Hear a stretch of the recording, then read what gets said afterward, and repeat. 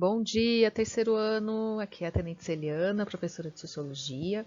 Hoje nós vamos para a nossa sexta aula de tópicos especiais em Ciências Humanas. Nós vamos continuar estudando sobre os fundamentos da democracia. Na aula da semana passada eu solicitei que vocês respondessem a uma pesquisa que eu postei lá no AVA chamada Percepções sobre a Democracia.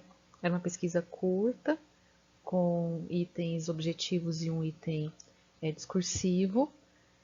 Eu vou deixar no AVA um vídeo comentando os resultados, comentando as respostas de vocês à nossa pesquisa, porque senão a gente não tem tempo de desenvolver a leitura e os comentários da aula de hoje, tudo bem? Então, só para deixar registrado aqui, e para que vocês reflitam um pouco sobre participação, nós temos 346 alunos inscritos nesta disciplina, 346. A minha última aula de tópicos, que foi no dia 11 de maio, teve 131 visualizações. Dos alunos que viram e provavelmente ouviram que eu solicitei a participação na pesquisa, apenas 28 responderam. Então, os dados que eu apresento para vocês lá no vídeo à parte representam um universo muito pequeno do nosso terceiro ano. Então, fica para a reflexão de vocês uma possibilidade de participação que não foi amplamente aproveitada, né? A nossa leitura de hoje é relativa ao capítulo 1 do livro Participação e Teoria Democrática, da Carole Patman. Ela é uma referência em estudo de democracia. Tem, inclusive, desse livro já citações em questões do Enem. Então, é muito interessante que vocês tenham acesso a essa leitura. Ela também tem contribuições reconhecidas na área de gênero. Lembrando que o texto já está disponível para vocês lá no AVA. Então, solicito que vocês façam o download, acompanhem a leitura. Nós não vamos ler o texto inteiro, nós vamos ler uma parte dele, mas eu peço que os meus alunos do terceiro ano leiam todo este capítulo 1, que já está postado lá no AVA. Então, vamos para a leitura.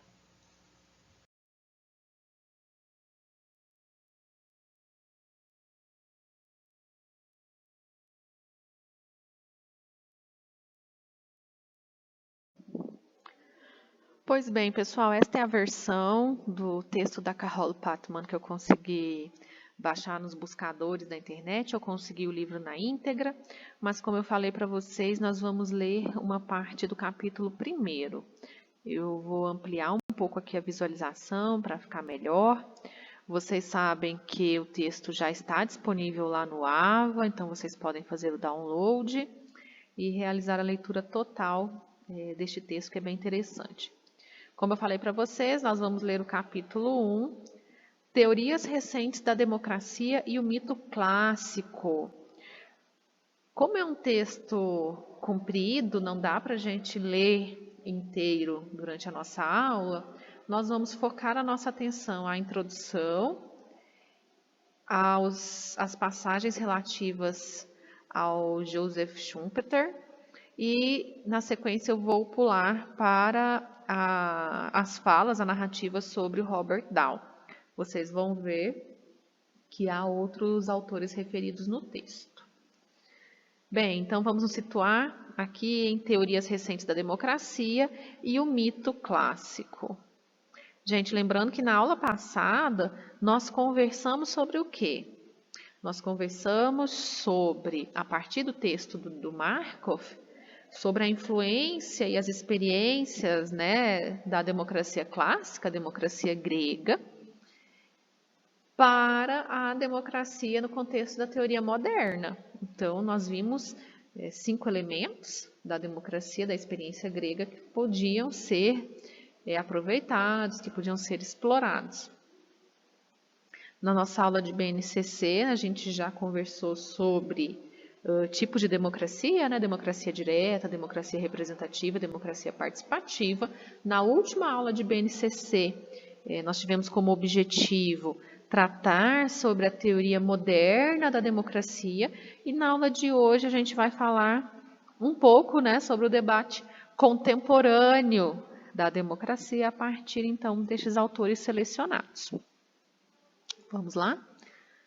Então, vamos prestar atenção aqui na leitura. Na medida do que seja conveniente e necessário, a professora faz as interrupções e os comentários. Nos últimos anos da década de 60, a palavra participação tornou-se parte do vocabulário político popular.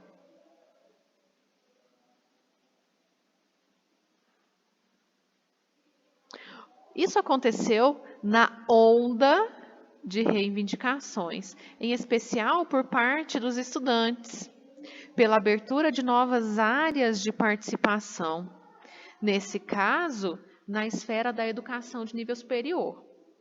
E também por parte de vários grupos que queriam, na prática, a implementação de direitos que eram seus na teoria.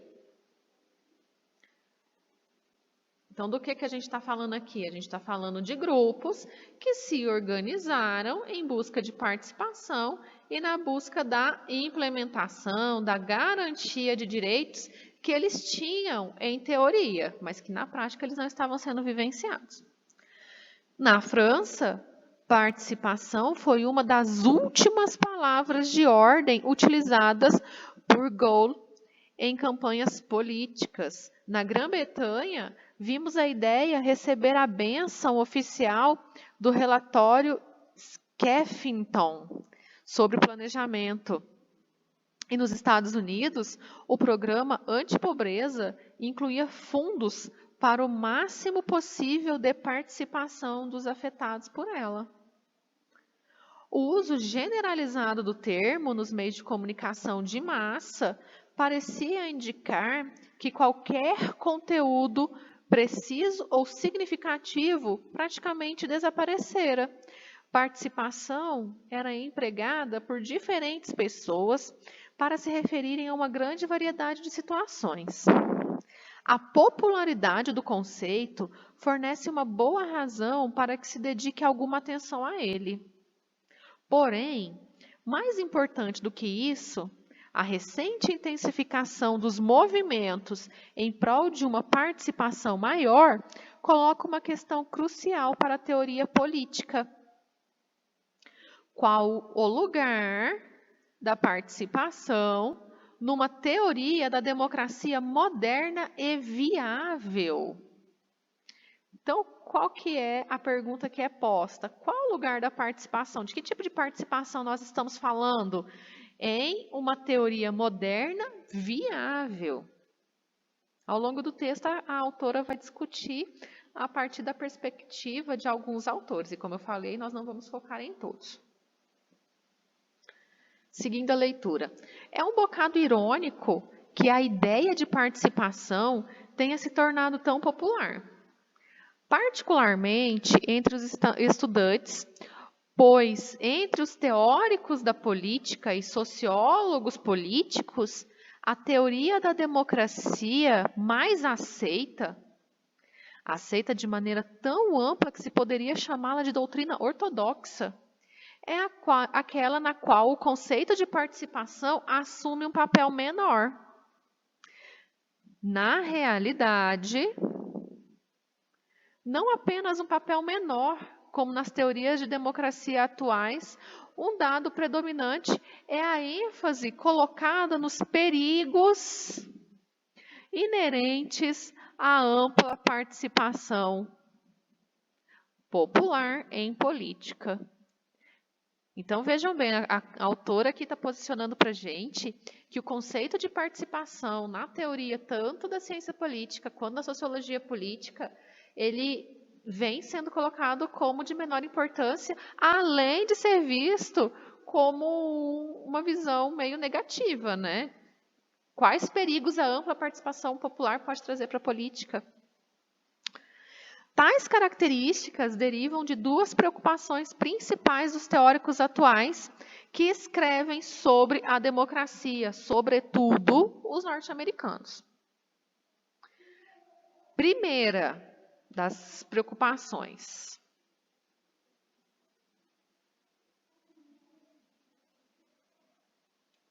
sua convicção de que as teorias dos seus predecessores mais antigos Os teóricos clássicos que acalentavam o ideal do máximo de participação do povo precisavam de uma revisão drástica. Então, qual que era a primeira preocupação? A necessidade de revisar a teoria clássica da democracia. Segunda preocupação, com a estabilidade do sistema político e com as condições ou pré-requisitos necessários para assegurar tal estabilidade. Essa preocupação origina-se da comparação que se faz entre democracia e totalitarismo, enquanto as duas únicas alternativas políticas possíveis para o mundo moderno. Então, pensem aqui, pessoal, tem uma preocupação que é teórica e tem uma preocupação que é prática. Essa preocupação prática diz respeito à estabilidade do regime político, da democracia enquanto regime político. E por que isso é uma preocupação?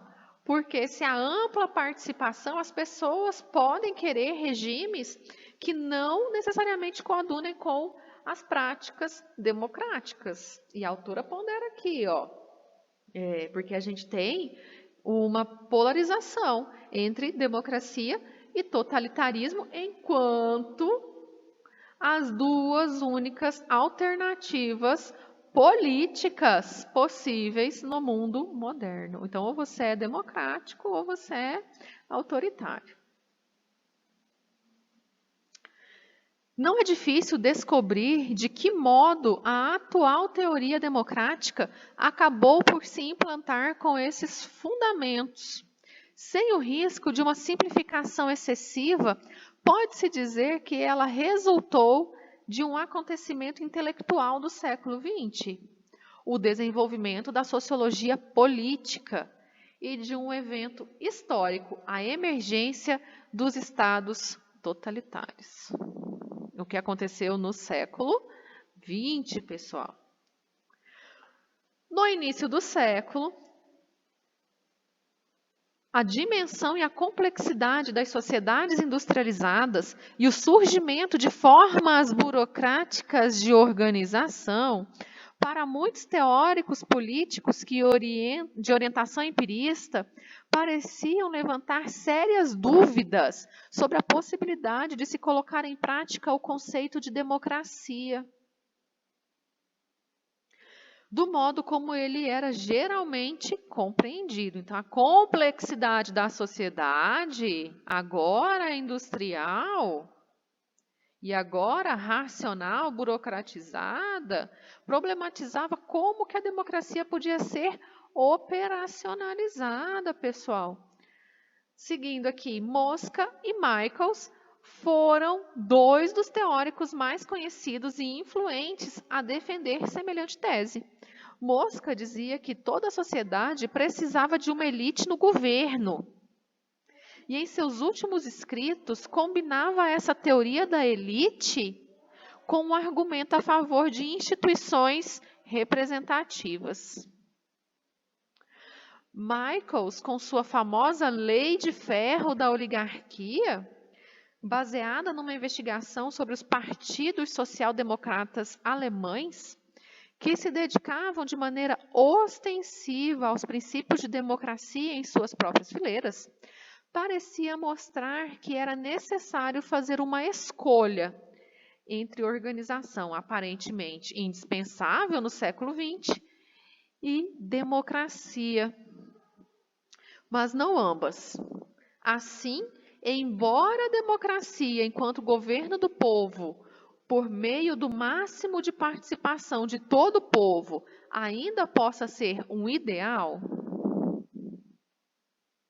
postas em evidência em nome da ciência social, parecem ter se levantado quanto à possibilidade de se colocar esse ideal em prática. Então, como colocar em prática esse ideal democrático numa sociedade complexificada e racional? Entretanto, por volta da metade do século, muitas pessoas achavam que o ideal estava sendo questionado. A democracia, de qualquer forma, ainda era o ideal.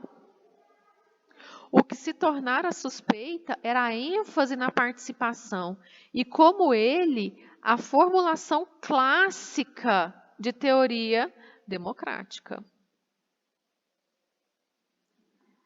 O colapso da República de Weimar, com altas taxas de participação de massas com tendência fascista e a introdução de regimes totalitários no pós-guerra, baseados na participação das massas, ainda que uma participação forçada pela intimidação e pela coerção, realçam a tendência de se relacionar a palavra participação com o conceito de totalitarismo, mais do que com o conceito de democracia. Eu vou botar um ponto de exclamação aqui, porque esse parágrafo é importante, pessoal, para vocês.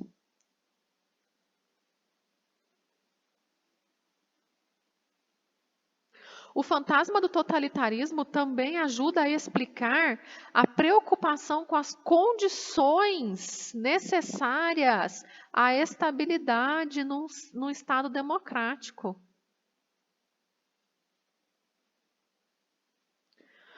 Outro fator nesse sentido era a instabilidade de tantos estados no mundo pós-guerra, em especial as ex-colônias, que apenas em poucos casos mantiveram um sistema político democrático nos moldes ocidentais.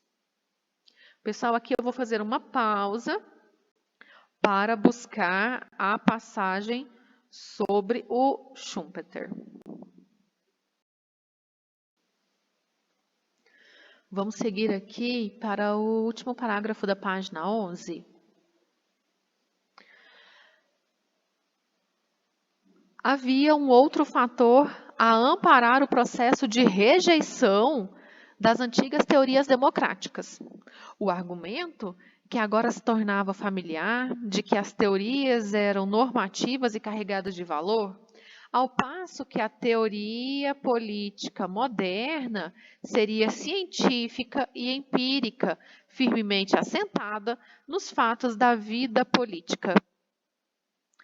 Mas mesmo assim, poder-se-ia questionar se a revisão da teoria democrática deveria ou não ter sido empreendida com tamanho entusiasmo por tantos escritores, se esse mesmo problema do aparente contraste entre os fatos e atitudes da vida política e suas caracterizações em antigas teorias não tivesse sido abordado e respondido por Joseph Schumpeter.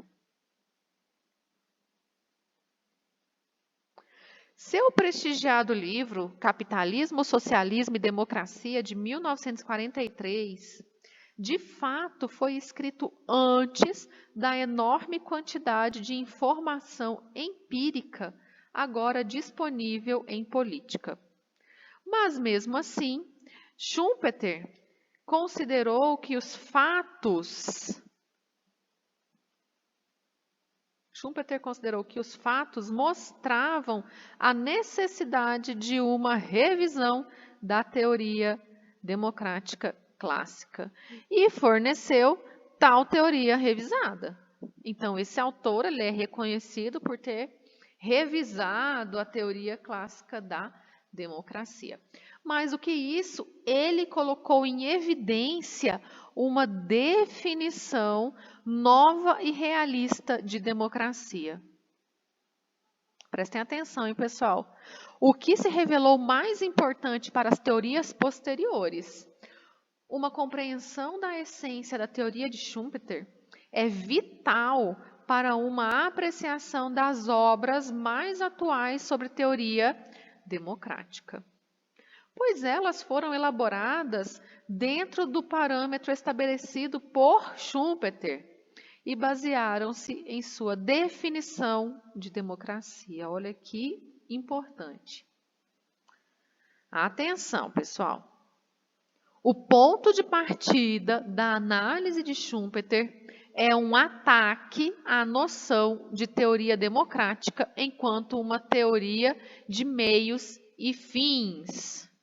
Democracia, afirma ele, é uma teoria dissociada de quaisquer ideais ou fins. Mais uma exclamação aqui para vocês. Democracia é um método político.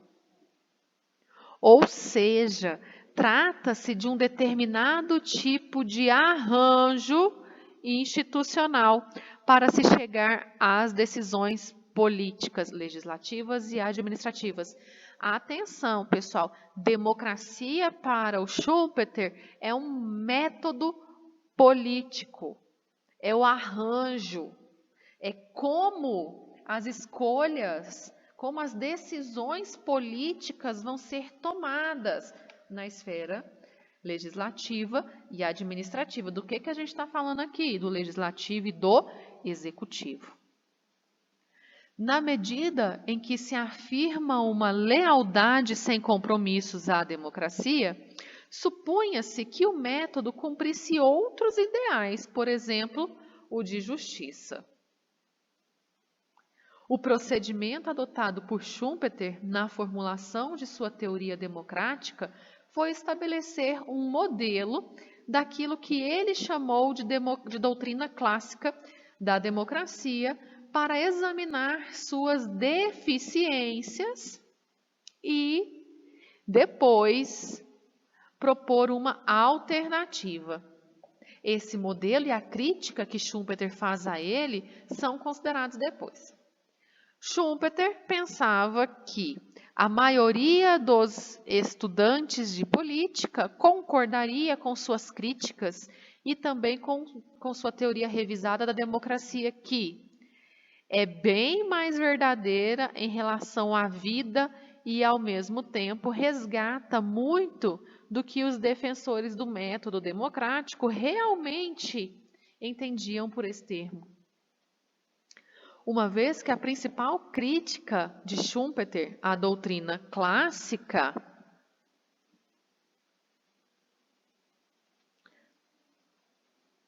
era que o papel central da participação e a tomada de decisões por parte do povo baseava-se em fundamentos empiricamente irrealistas.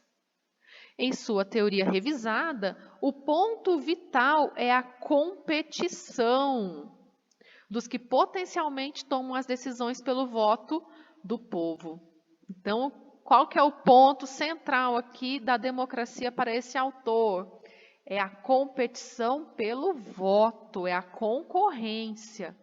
Por isso, Schumpeter apresentou a seguinte definição do método democrático como moderna e realista.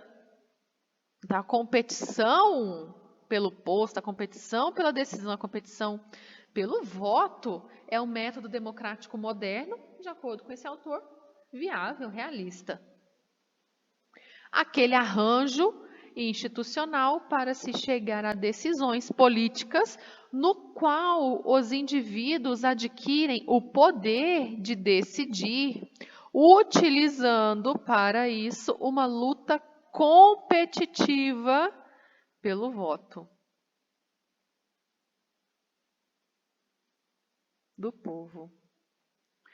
De acordo com essa definição, a competição pela liderança é a característica distintiva da democracia, permitindo que se diferencie o método democrático de outros métodos políticos. Vou fazer aqui uma super anotação, aqui uma super ponto de exclamação para vocês.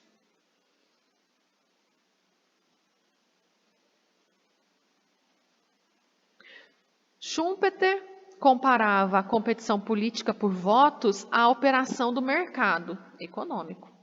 À maneira dos consumidores, os eleitores escolhem entre as políticas, ou seja, entre produtos oferecidos por empresários políticos rivais, e os partidos regulam a competição do mesmo modo que as associações de comércio na esfera econômica. Então, o que nós temos aqui? É como se os eleitores fossem a um mercado e as prateleiras estivessem cheias de propostas políticas desempenhadas por políticos que são essencialmente rivais naquela competição, e os partidos políticos vão regular esta competição. Schumpeter dedicou alguma atenção às condições necessárias para a operação do método democrático. Além das liberdades civis, eram requeridos tolerância para as opiniões de outros e um certo tipo de caráter e de hábitos nacionais.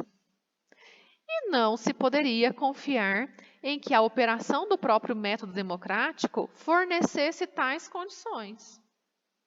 Outra exigência era de que todos os interesses envolvidos fossem virtualmente unânimes em sua lealdade aos princípios estruturais da sociedade existentes. Então, o interesse da concorrência, da competição, tem de visar os interesses, né, um bem, vamos colocar assim, daquela sociedade que está existindo. Então, unanimemente, quem está competindo está visando a estrutura, visando a manutenção, a melhoria, visando uma coletividade indicada. Contudo, Schumpeter não achava necessário o sufrágio universal. Ele não achava necessário o voto sufrágio universal. Ele pensava que as qualificações quanto à propriedade, à raça ou à religião eram todas perfeitamente compatíveis com o método democrático. Na teoria de Schumpeter, os únicos meios de participação abertos ao cidadão são o voto para o líder e a discussão. Ele pontifica que as práticas usualmente aceitas, como bombardear representantes com cartas, são contrárias ao espírito do método democrático. Pois, de fato, argumenta ele, trata-se de tentativas que os cidadãos fazem para controlar seus representantes. E isso constitui uma completa negação do conceito de liderança. O eleitorado, normalmente, não controla seus líderes, a não ser quando os substitui por líderes alternativos nas eleições. De modo que parece bom restringir nossas ideias sobre tal controle da maneira indicada em nossa definição. Na teoria de democracia de Schumpeter, a participação não tem um papel especial ou central. Não tem, pessoal. Tudo o que se pode dizer é que um número suficiente de cidadãos participa para manter a máquina eleitoral, os arranjos institucionais funcionando de modo satisfatório. A teoria concentra-se no número reduzido de líderes. A massa eleitoral é incapaz de outra coisa que não seja o estouro de boiada, diz Schumpeter. Por isso, seus líderes precisam ser ativos, possuir iniciativa e decisão. E a competição entre os líderes, pelos votos, constitui o elemento democrático característico nesse método político. E aqui a gente vai encerrar a leitura sobre o Schumpeter. Passando aqui, pessoal, para a página 17 do nosso texto, para a gente comentar um pouco sobre o Robert Dahl, que é o segundo autor que eu escolhi aqui para a leitura de hoje, tá? Aqui no último parágrafo. Dahl não confronta teoria e fato do mesmo modo que Berelson. Na verdade, Dahl parece estar muito seguro se existe ou não algo como uma teoria clássica da democracia. No início de uma introdução à teoria democrática, ele observou que não há uma teoria democrática. Existem apenas teorias democráticas. Então, aqui a gente está falando no plural, pessoal.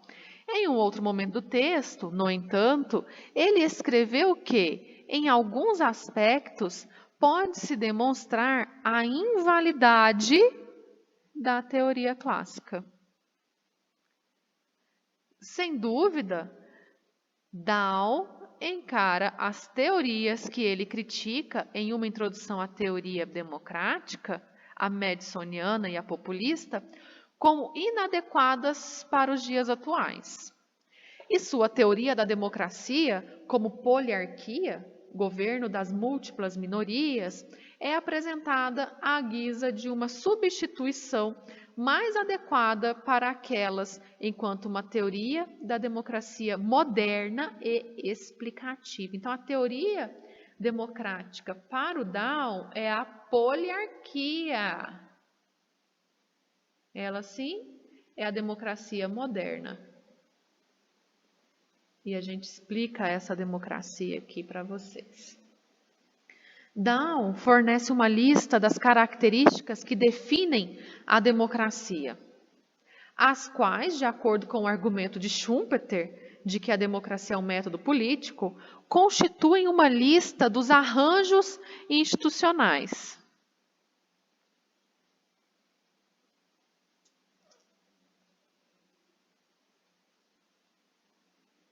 Centrados no processo eleitoral.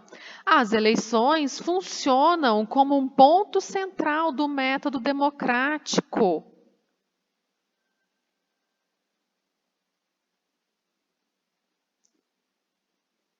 Porque elas fornecem um mecanismo através do qual pode-se dar o controle dos líderes pelos não líderes, ou seja, pelos eleitores. A teoria democrática ocupa-se dos processos pelos quais os cidadãos comuns exercem um grau relativamente alto de controle dos líderes. Down, à semelhança de Schumpeter, enfatiza que não se poderia atribuir um peso maior à noção de controle do que o justificado pela realidade. Ele salienta a ênfase dada pelos textos políticos contemporâneos à ideia de que o relacionamento democrático é apenas uma das numerosas técnicas de controle social, que de fato coexistem nas políticas democráticas modernas. E essa diversidade deve ser levada em consideração numa teoria democrática moderna. Tampouco é o caso de se destacar uma teoria que exige o máximo de participação popular para exercer o controle, uma vez que sabemos que a maioria das pessoas é desinteressada e apática em relação à política.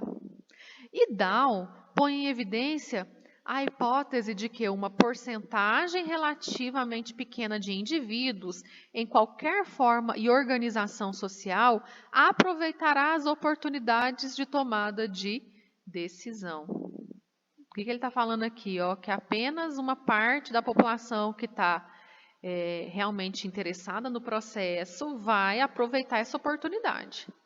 E, portanto, o controle depende do outro lado do processo eleitoral, da competição entre líderes pelos votos da população.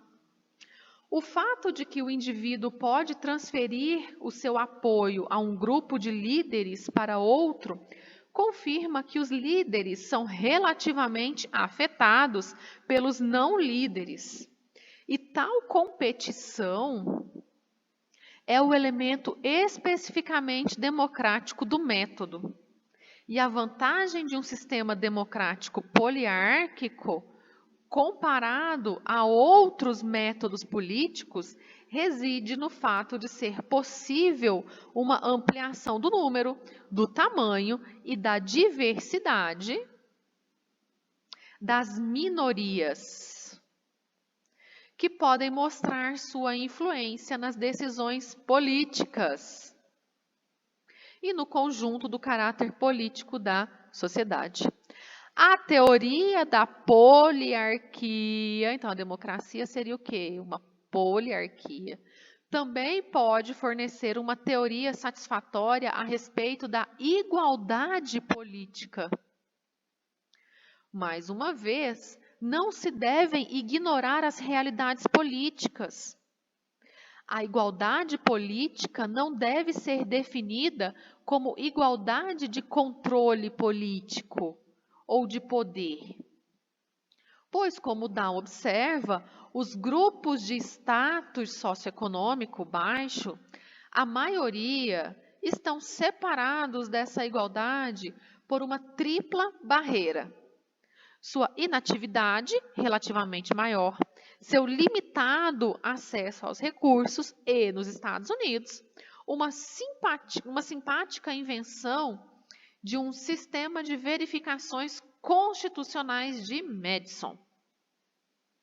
Numa teoria da democracia moderna, a igualdade política refere-se à existência do sufrágio universal.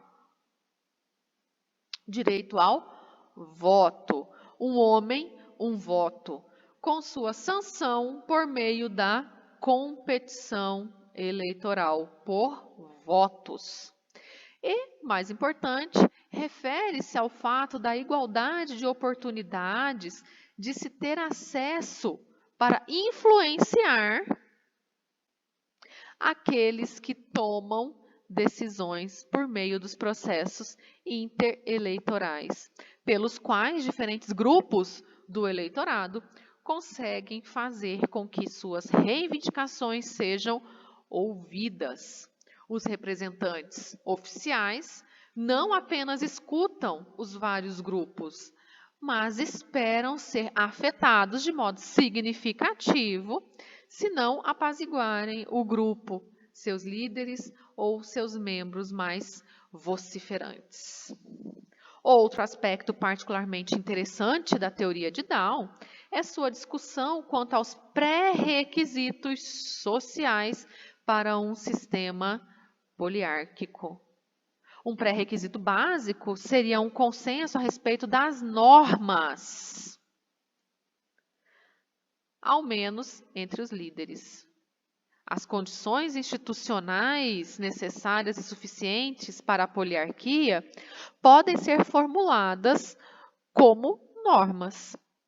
Tal consenso depende de um treinamento social, o qual, por sua vez, depende da existência de um mínimo de acordo e respeito da escolha e das normas políticas, de modo que o argumento ou a diminuição de um dos elementos afeta os outros. O treinamento social ocorre por meio da família, das escolas, das igrejas, dos jornais. De que treinamento a gente está falando aqui, gente? Treinar-se para participar do método democrático, para participar-se, se colocar nas escolhas, para exercer o voto.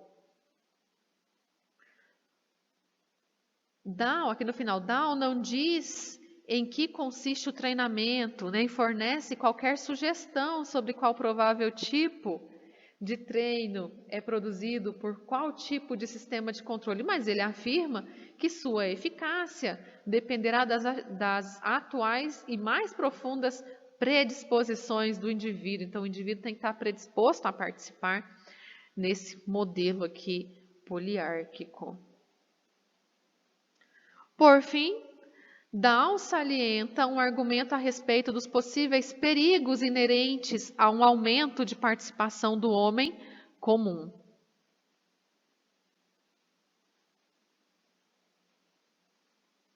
A atividade política constitui um pré-requisito da poliarquia. Mas o relacionamento entre os concorrentes, entre quem está envolvido na política, é algo extremamente complexo dentro dela.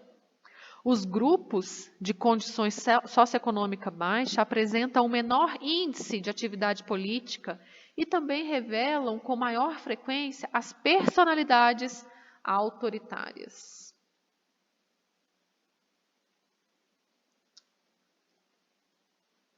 Assim sendo, na medida em que o aumento da atividade política traz esse grupo à arena política, o consenso a respeito das normas pode declinar, declinando, por conseguinte, a poliarquia.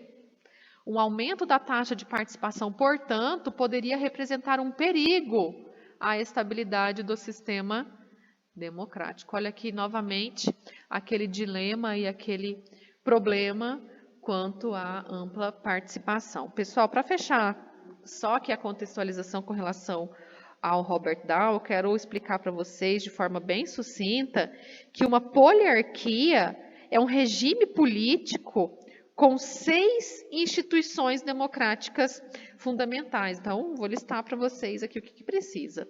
Funcionários eleitos, eleições livres, justas e frequentes, liberdade de expressão, fontes de informação diversificadas, autonomia para as associações e cidadania livre e inclusiva. Pessoal, aqui eu fecho a nossa leitura do texto de hoje. Dessa leitura que foi grande e muito interessante, pelo menos para mim, nós podemos observar o seguinte. Na introdução do capítulo, a autora pondera que há 2 problemas ou 2 dilemas relativos à teoria democrática clássica, a democracia clássica, que são postos e revistos pelos teóricos da democracia contemporânea. Esses dilemas são a necessidade de uma revisão teórica sobre o que é democracia, sobre como ela funciona, e um dilema que é o perigo de a ampla participação, ou seja, de que as massas participando dos processos de decisão política possam pedir o retorno de governos totalitários ou que mesmo fortaleçam o surgimento de lideranças autoritárias, o que é apontado como um perigo ao próprio regime democrático. Na sequência, a gente leu sobre a contribuição do Schumpeter à teoria democrática e a relevância desse trabalho para os pensamentos posteriores, né? E é importante que vocês se lembrem que para ele a democracia, ela se expressa, ela se revela pelo método. A democracia para ele é, portanto, um método democrático. Um método. O que é um método? Né? Um funcionamento, uma estratégia. Essa estratégia ela acontece via a competição por votos de eleitores. Então, o método democrático, na perspectiva deste autor, só acontece via a competição pelos votos de eleitores. É uma competição justa, uma competição mediada, uma competição regulada. Portanto, a participação só deve acontecer em momentos de escolha, que são os momentos de eleição. Então, a pressão política que os cidadãos podem fazer junto aos políticos vai ser nos momentos, né, de escolha, de alternância. Ele, de acordo com a leitura, vai inclusive diminuir o papel do controle social via pressões e cartas, por exemplo, a parlamentares.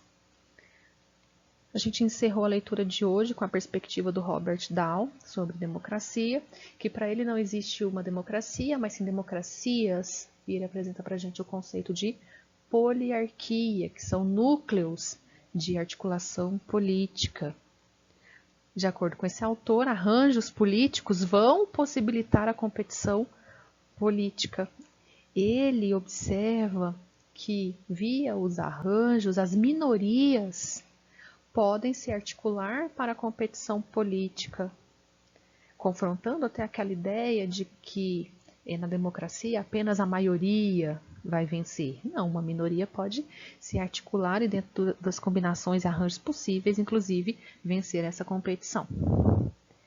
E um aspecto importante da poliarquia é a ascensão da igualdade política, que vai se referir à possibilidade do sufrágio universal. Cada um vale um voto, uma pessoa vale um voto. Nesse sentido, todos nós somos iguais. O autor observa, mas não dá detalhamento com relação ao treinamento social, um treinamento para a participação política, para a vivência da poliarquia. E por fim, também o Robert Dahl vai reforçar o perigo de que a ampla participação, a participação do homem comum, ou seja, o homem não treinado para a vida poliárquica, pode revelar personalidades autoritárias, o que, como vocês já devem ter observado, pode levar à instabilidade do próprio sistema democrático. Bem, pessoal, essa foi nossa aula. Eu espero que vocês tenham aproveitado a leitura e eu reforço a solicitação para que vocês leiam este texto muito bom que está postado lá no AVA para vocês. Até a próxima aula. Encontro vocês no fórum, no chat e na aula sexta-feira para quem me acompanha lá na BNCC, quem é do presencial. Até mais.